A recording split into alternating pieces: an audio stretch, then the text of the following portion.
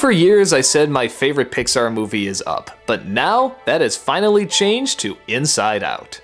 Not only the best Pixar film ever written, but one of the best Disney films I've ever seen. This is a movie that takes an idea and does everything great that you can do with it. The setup is that everybody's mind is fueled by emotions, and here the emotions are personalized. They're basically what you would think. Joy is very happy, sadness is very depressed, fear is very paranoid, you get the idea.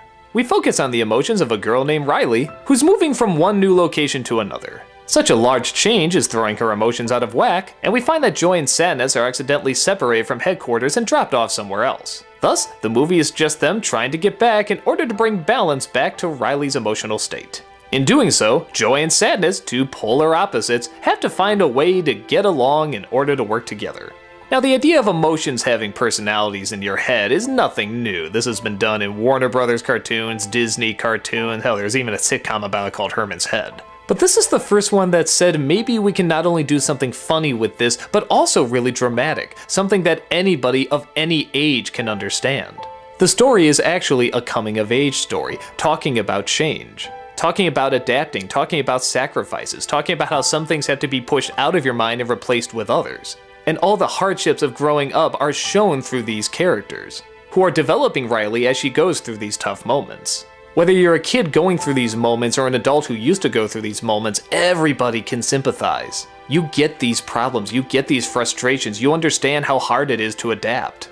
But at the same time, it balances out with a lot of bright colors and funny moments and goofy moments, which is really what the film is about, balance. Joy and sadness don't get along, but like a lot of buddy movies, they realize that they have to get along. Well, here, it actually serves a purpose. Joy is the one who's usually in charge and tries to keep sadness off to the sidelines. But the movie so brilliantly shows how much joy and sadness are actually tied together. I won't give away, but let's just say it's brilliant. It's summed up through visuals that everybody can understand and everybody can relate to. So many of us try to run away from sadness. We think it's not healthy, but this movie shows it's unbelievably healthy. All your emotions are healthy, you just have to know how to keep them in check.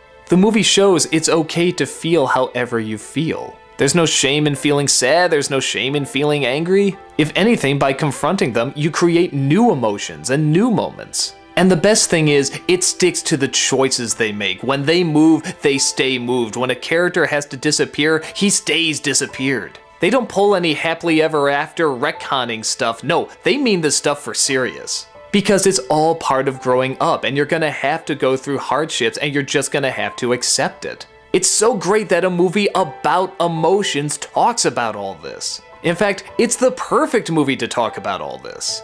With all the unnecessary Pixar sequels coming out, this is one of the few that I would love to see a sequel to. I would love to see movies that follows Riley into adulthood. The same way the toys in Toy Story grow up with Andy, I would love to see the emotions grow up with Riley. What new developments could we relate to, and in what creative way would they show it? There's so many opportunities with this idea. In fact, if you watch the Blu-ray, you can see all the other ideas they were gonna do but couldn't because there wasn't enough time.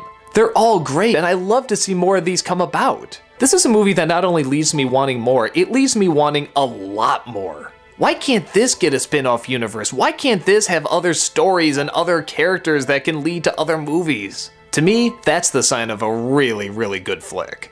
I guess if I really have to nitpick, the only problem I have is that it could have been a little funnier. Like there's a scene where they had to wake up this scary clown in order to give her a nightmare. That thing could have been a lot scarier and led to a lot more comedy. There's a few lines and a few scenes I thought could have used just a little bit more of a punch to it. While I definitely laughed at a lot of scenes, I wasn't laughing super hard. At least not as much as some of the other Pixar films. But like I said, it's a nitpick. Really, everything for the most part balances out incredibly well.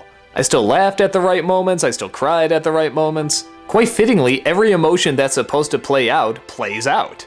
Every time I see it, it gets better and better. The stories, the characters, the layout, it's just phenomenal.